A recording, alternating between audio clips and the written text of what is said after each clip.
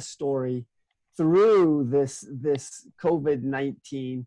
Louise is one of those people that kind of went along, as she says, kicking and screaming with with some of it.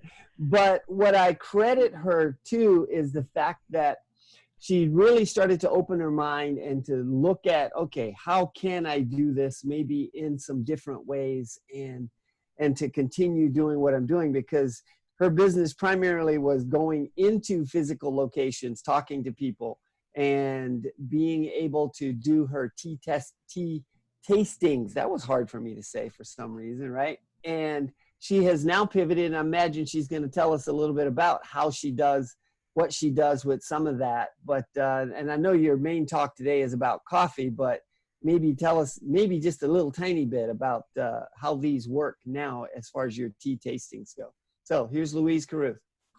Hi, everybody, and welcome. Yes, I was very reluctant. I used to do in-home tastings. I would recruit a hostess. She would invite friends. I would come. I would make the 4 different teas. We would taste it. And I also did tea talks in the community, especially in assisted living homes. So, of course, March 17th, I went to a home to do my talk. The doors closed and said, no, you can't come in. And that was the end of everything that I did other than selling my tea online along with tea brewing accessories. And I was sure that because me being me and being a little on the self-centered side and being a pretty good speaker, I was sure that this would never work out for me. How am I going to do a tea tasting when I'm talking to a camera and people are on the screen? How can we do that?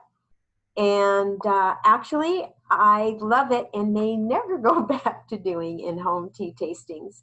It's so much fun. People get to buy a kit, and I have a hostess, and she recruits the people, and if she gets 2 or more participants, her kit is free. Otherwise, the kits are $39.95 on my website. And we have a great time. And the schedule is up to the hostess, how she wants to schedule it. Plus, I can reach now people in Canada and the United States because I will ship to Canada. So I can be continent wide. So that's how fantastic. I shifted. Yeah, it was, and surprised me. It really did. The first one I did, I was sure I would be stilted and not have my personality show. So I found that to be not true. All right, very good. Okay, so let me share my screen. Thank you, Stan. Sure, so what are you going to tell us about today? So I am going to tell you what I'm going to tell you about in just a moment, because now I'm so savvy. There we go. So welcome again, everybody. As I said before, I sell loose leaf tea and tea making accessories online, and I do my virtual tea tastings and tea talks now on Zoom. Here's my contact information, and I will put that in the chat as well. So because of these anxious times we're living in, people want to do what they can to feel less stressed and calmer. Now more than ever, people want to lessen their caffeine intake, and they ask me questions about the difference between caffeine in tea and caffeine in coffee. So today we are going to learn what caffeine is. I talk a little bit about the stats for caffeine and tea content, whether they're dry stats, and compare that with liquid stats. We're going to talk about the benefits and cautions, why caffeine affects you differently between tea and coffee, the fact that processing matters in how you make your tea and coffee in regards to caffeine, and we'll talk a little bit about tea bags and decaf. So what is caffeine? Caffeine is a crystalline compound found in tea and coffee plants and is a stimulant to the central nervous system. caffeine-like substances, some are called matine, can also be found in some herbs. All products that contain caffeine or caffeine-like substances are labeled as such. If they say caffeine, then there's a content of caffeine in what you're drinking. So, liquid comparison. When caffeine in either tea or coffee is measured, it's measured by an 8-ounce cup of liquid. So as you can see, coffee contains 95 to 200 milligrams in a cup. And tea, I used black tea and green tea for comparison because those are the most popular in the United States. Black tea, 14 to 70 milligrams per cup, and green tea, 24 to 45 milligrams per cup. And again, that's an 8-ounce cup. Now, interestingly, the dry comparison of caffeine content is a little bit different. The coffee bean has 1.1 to 2.2% caffeine. Look at the tea leaf, 3.5% caffeine. Now, this is a new tea leaf that's about to be picked to be processed for tea. So you want to keep in mind that all tea leaves come from essentially the same bush, the Camellia sinensis bush. It's how the tea leaves are processed that makes white tea, green tea, black tea, oolong tea. So we'll notice how this one leaf can be turned into any of those things, and that's why they just pick one new leaf for comparison. Now, interestingly enough, the tea bush produces caffeine as a natural bug repellent.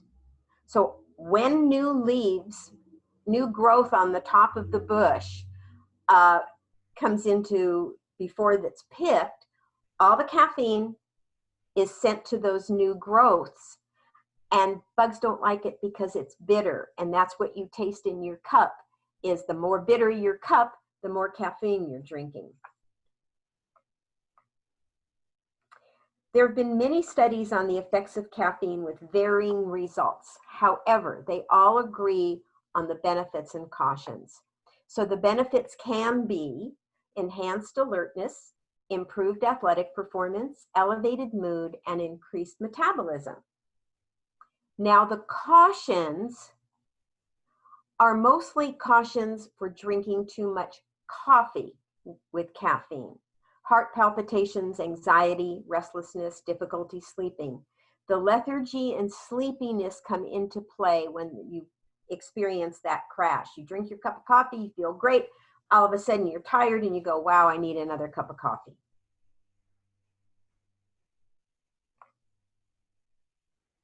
The United States Department of Agriculture and the European Food Safety Authority agree on the following safe amount per day of caffeine: up to 400 milligrams per day and less than 200 milligrams per single dose.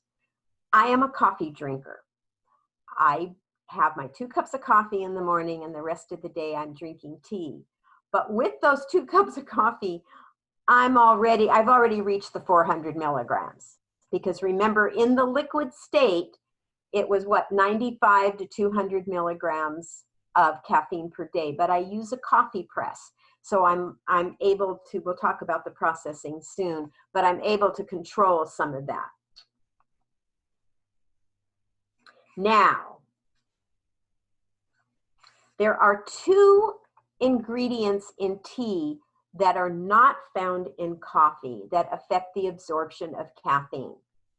So L-theanine happens to be one of them. It's a compound that is only found in the tea leaf. It reduces stress, promotes relaxation, calms the body without reducing caffeine alertness. The other compounds are the antioxidants that are found in tea, and they're found in all types of tea, as is the L-theanine. So they help to slow the absorption of caffeine. They allow for a gentler increase of caffeine.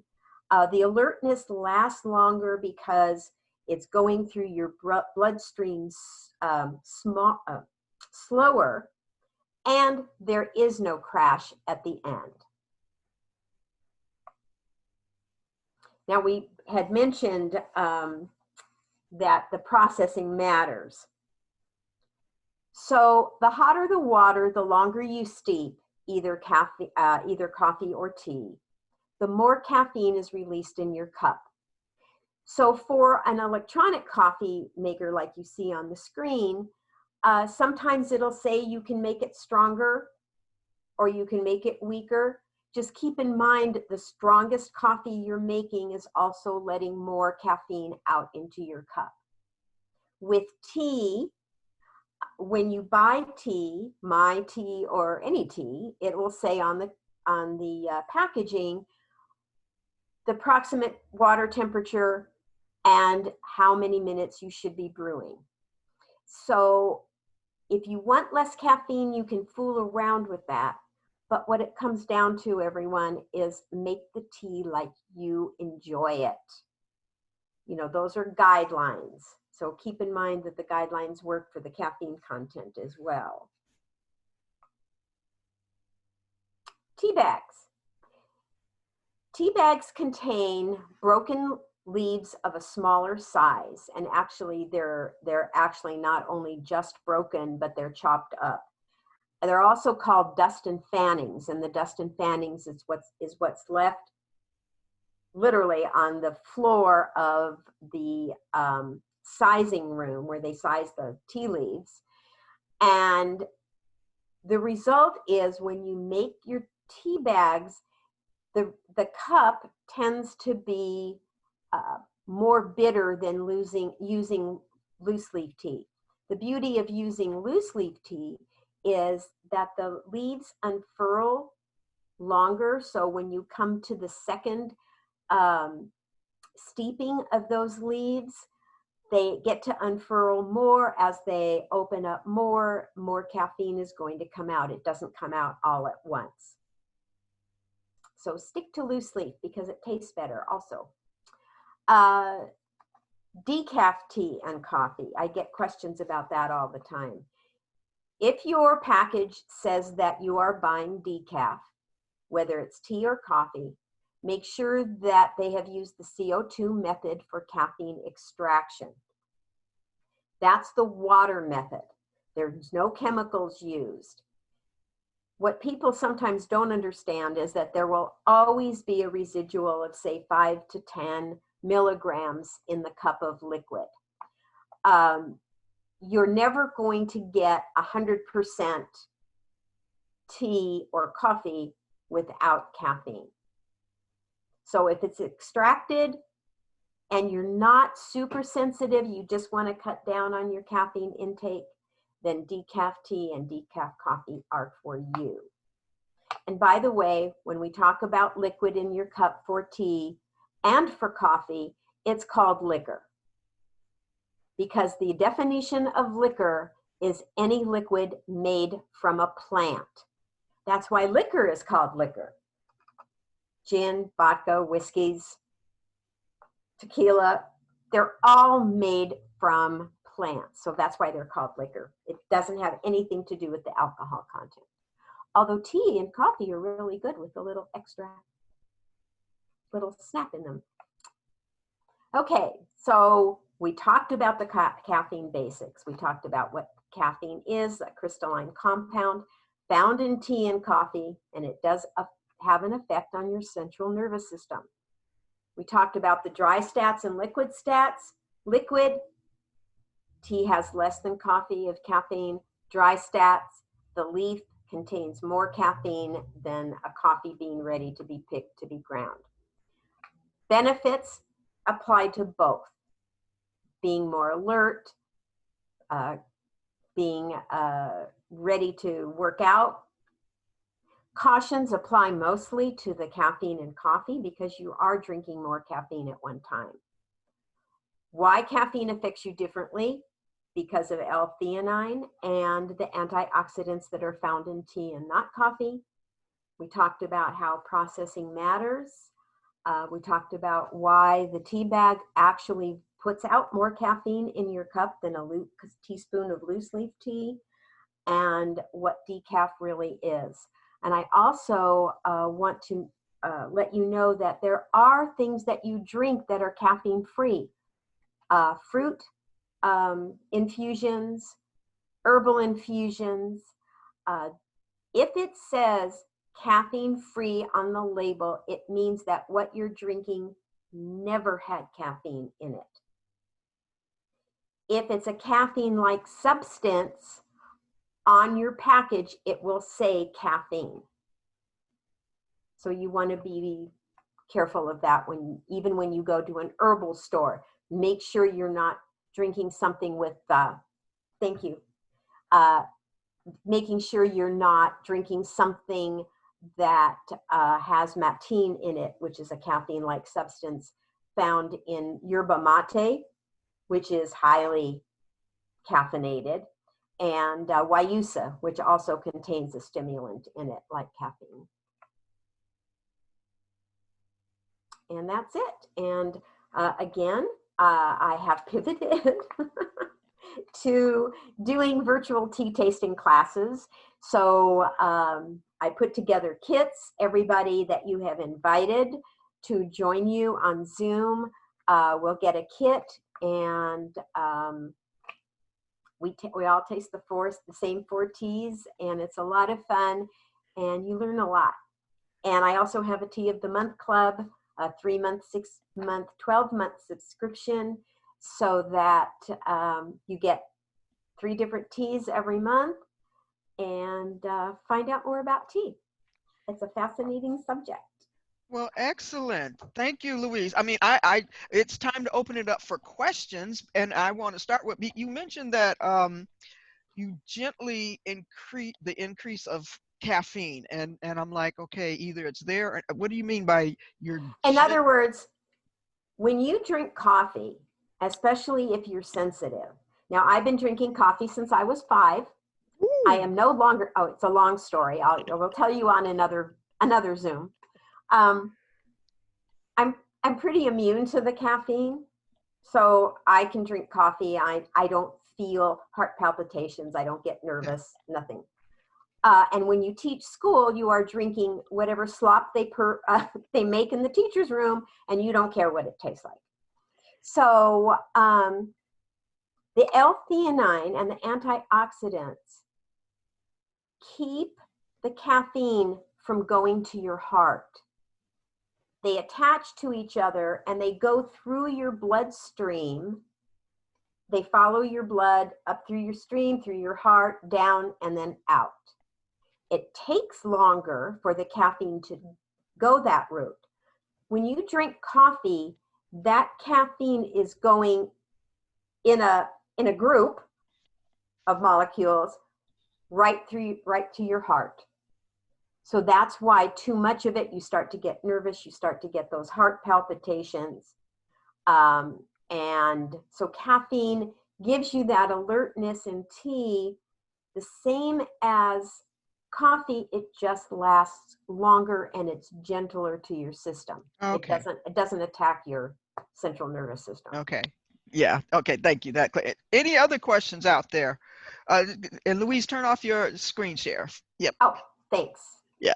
So okay. I just have a comment. I thought that was very interesting about L-theanine because I was going through a period of really bad insomnia in 2012, and I discovered a supplement which is just L-theanine. And to this day, if I have a problem falling asleep, I take it, and it never fails me. Right. By itself, it does all those things, relieves stress and calms your body down. And I think I see Al has a question too. Yes, Al. Mm-hmm. I do have a question. You made a comment that that you had a story that you were going to tell us, but you didn't tell us. Can I ask you why you didn't tell us the story? Oh, well, I can tell it in 2 minutes.